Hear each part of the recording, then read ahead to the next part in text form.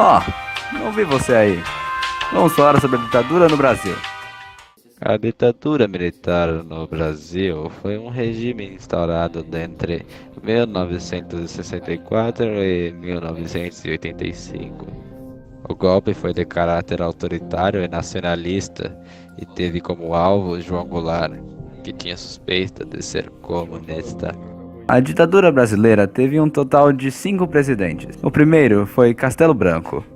O segundo foi Costa e Silva. O próximo é Emílio Médici. Depois, Ernesto Geisel. E por último, João Figueiredo. Dia 31 de março de 1964. O governo atual era de João Goulart, mais conhecido como Jango, mas estava prestes a acabar.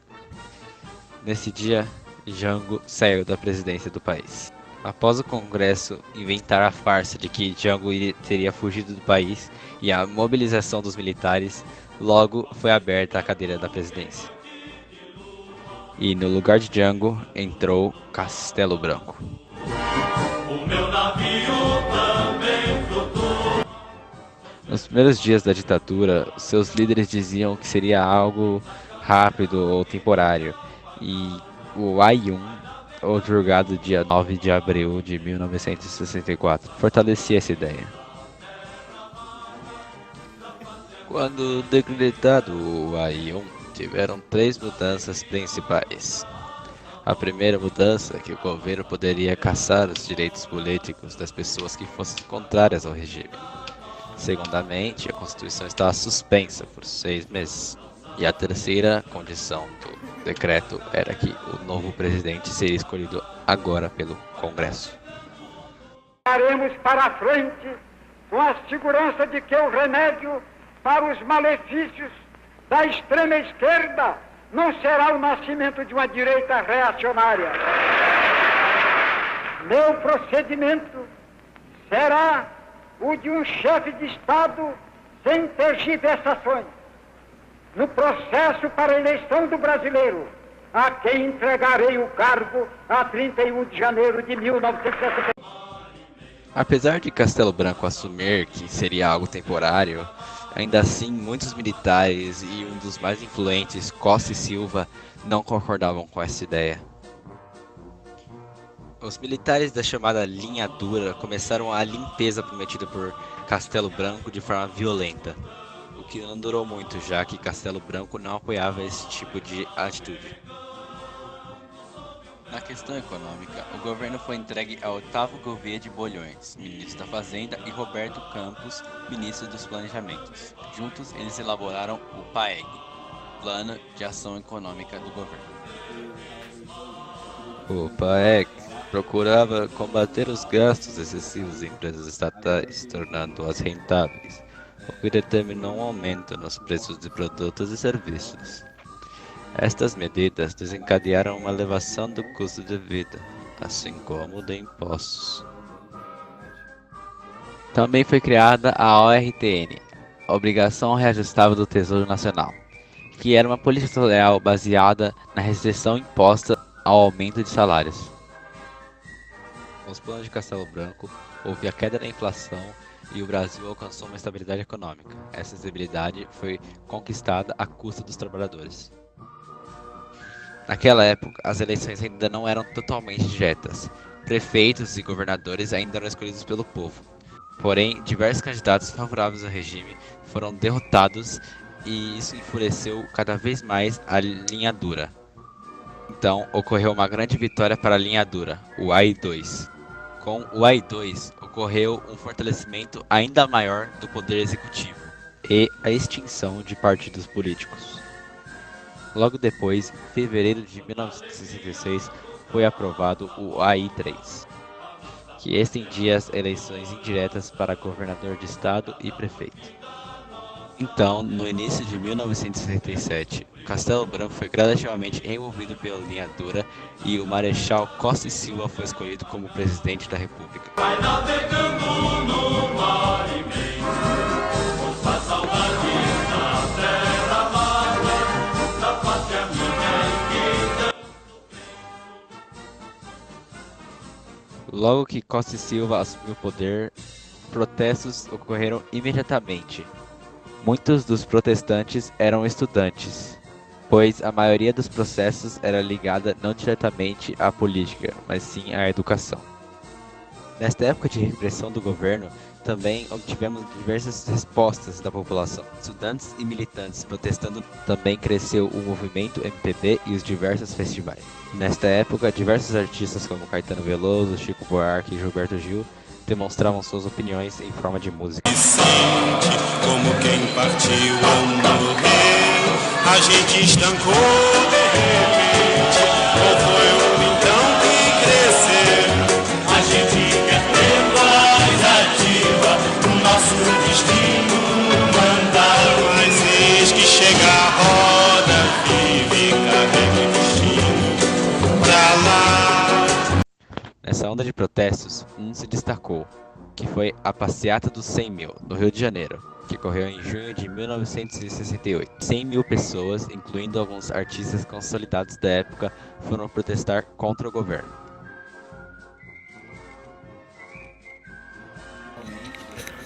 Diante do crescimento das manifestações de oposição, o presidente Costa e Silva decretou o AI-5 em dezembro de 68, o mais violento de todos os atos institucionais até então outorgados. O ato previa, entre muitas coisas, o fechamento do Legislativo, Senado e a Câmara dos Deputados pelo presidente da República, que nos períodos de recesso poderia legislar em seu lugar. Também previa a suspensão dos direitos políticos e a garantia constitucionais e individuais, incluindo a suspensão de habeas corpus e a intervenção federal em estados e municípios e a possibilidade do presidente decretar o estado de sítio sem autorização do Congresso. E diferente dos outros atos institucionais, o AI-5 apresentava uma medida permanente e só seria revogado 11 anos depois. Assim, a aparência democrática do regime ruía de uma vez por todas. O Brasil acabava de mergulhar na ditadura total e a violência política tendia a aumentar. Logo após decretar o AI-5, Costa e Silva sofreu um derrame cerebral. Com isso, o novo presidente foi Emílio Garnazzo Médici. Quanta alegria nos traz a volta. O governo Médici foi marcado por grande repressão e violência. Tortura atingiram os extremos. O governo implantou a censura aos meios de comunicação. O pretexto desse radicalismo foi a intensa luta armada contra o regime.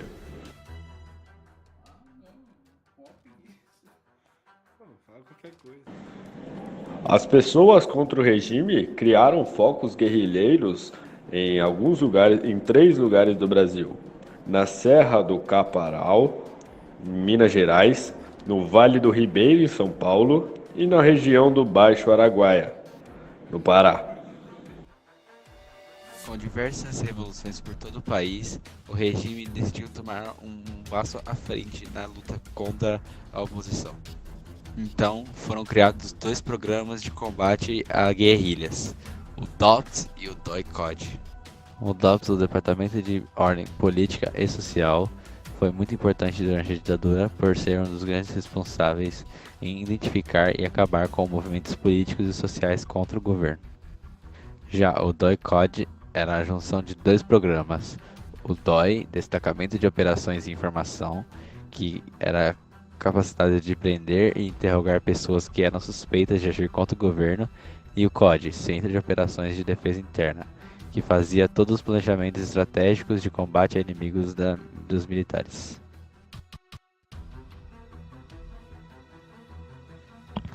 Nesta mesma época do governo Médici, ocorreu o chamado Milagre Econômico. que foi o crescimento da economia num ritmo bastante acelerado. A expansão econômica foi bastante expressiva, com a taxa de crescimento do PIB mantendo-se elevada a cada ano. Com isso, o governo logo tirou proveito dessa situação, montando diversos slogans, demonstrando a propaganda oficial, como "Ninguém segura esse país", "Brasil, ame-o ou deixe-o", "Pra frente Brasil". Inclusive, nesta época, o Brasil ganhou o tricampeonato mundial de futebol no México em 1970, que causava um clima de euforia na população. A frustração das promessas de reforma agrária no início da década de 60 e o sucateamento das escolas públicas criaram uma verdadeira bomba relógio no país. O êxodo rural se intensificou e as grandes cidades começaram a ter um crescimento acelerado, o que traria consequências dramáticas no futuro. Ao mesmo tempo, a baixa qualidade do sistema de ensino provocaria em breve a falta de mão de obra qualificada, dificultando a participação mais efetiva do Brasil na nova economia global, que se concentrava em gestação. Desta forma, então, acabou o governo de Médici em 1974. Em noite apagada, vai navegando no mar imenso, com a saudade da terra. No início de seu mandato, Geisel disse que seu governo seria tocado de forma lenta, gradual e segura em rumo a uma democracia. Quando Geisel assumiu, o governo não estava mais passando por uma época de milagre econômico. Na verdade, a economia acabou virando de ponta cabeça quando o preço do petróleo começou a subir. Com a queda da economia, a ditadura começou a não atender às necessidades até daqueles que eram a favor do governo. Após o descontentamento da população e da comunidade internacional, inclusive dos Estados Unidos da América, com a violência da ditadura, Geisel decide tomar medidas contra essa violência, porém acaba se contradizendo. A Lei Falcão foi criada em 1976, tendo como objetivo conter o avanço da oposição. A medida foi tomada para controlar a propaganda eleitoral na televisão. O candidato, assim, deveria apresentar apenas o seu nome, número, legenda e um breve, entre aspas, currículo, sem propostas ou críticas ao regime. Durante o governo de Geisel, 42 adversários do regime foram mortos e 39 desapareceram. Geisel, porém, também deu um grande passo em rumo à democratização, que foi o cancelamento de todos os atos constitucionais. Geisel também aplicou o Pacote de Abril em 1977. Consistia no fechamento do Congresso e a criação de senadores biônicos, isto é, senadores escolhidos pelo presidente. Os senadores biônicos compunham 1/3 do Senado. O Pacote de Abril também demandava um aumento do mandato presidencial de 5 para 6 anos. O governo de Geisel também foi marcado pelas greves dos operários do ABC Paulista e pelo destaque do sindicalista Luiz Inácio Lula da Silva. Sim, o presidente Lula. Porém, no ano de 1979, em 15 de março do mesmo ano, o general Geisel deixou a presidência e foi sucedido pelo general João Figueiredo. O segundo Plano Nacional de Desenvolvimento tinha como objetivo diminuir a dependência que o Brasil tinha do petróleo, encontrando meios alternativos de energia. Portanto, entre as medidas implementadas associadas a esse plano estão construções de hidrelétricas. Por exemplo, o Brasil, junto com o Paraguai, constrói a maior usina hidrelétrica do mundo, a Binacional Itaipu. Também criou a usina de Marimbondo, na divisa entre Minas e São Paulo. Também é criado um acordo de cooperação nuclear entre o Brasil e a Alemanha Ocidental. É desvantajoso para o Brasil, pois acaba comprando sucatas. Essas sucatas são reatores norte-americanos já ultrapassados. Assim, o Brasil gastou milhões e gerou quantidades mínimas de energia. E também foi criado assim a medida do pró-álcool, um programa de substituição gradual da gasolina para o álcool. Porém, as autoridades não dão a devida importância. O caso marcante do governo de Geisel foi o caso de Vladimir Herzog. Vladimir era o chefe do jornalismo da TV Cultura. Ele havia sido chamado para prestar depoimento no DOI-CODE. Acabou morrendo num dos quartéis do Segundo Exército. Os presidentes da Bolívia, Hugo Banzo. Do Chile, no mar imenso, ouça a saudade da terra amada, da pátria minha querida. Logo que entrou no poder, João Figueiredo decidiu manter as ideias de Geisel e transformar o Brasil numa democracia. Vou pensar melhor, tá? Absolutamente. É para abrir mesmo. É para abrir mesmo, e quem quiser que não abra, eu prendo, arrebento, mas não tenha dúvida. Em agosto de 79, ele assinou a Lei da Anistia Política, que anulou as punições aos brasileiros feitas desde 1964. Com essa lei, foram revogadas penalidades propostas na legislação do regime militar, como o exílio, a perda de direitos políticos, as aposentadorias compulsórias, dentre outras punições. Entretanto, grande parte dos militares não aceitaram a volta de todos os prisioneiros políticos ao Brasil, o que causou mais violência. Foi também aprovada a Lei Orgânica dos Partidos, que possibilitou a criação de outros partidos. Consequentemente com isso, houve a extinção do bipartismo. Após isso, novamente, o povo foi às ruas para fazer novas manifestações. Dessa vez, o movimento dos operários se fortaleceu muito com Luiz Inácio Lula da Silva e muitas pessoas se juntaram para o movimento Diretas Já, que pedia por eleições diretas logo em 85.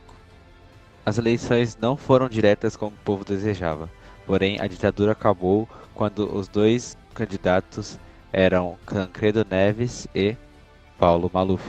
Quando Tancredo Neves foi escolhido como presidente do país, acabou a ditadura militar.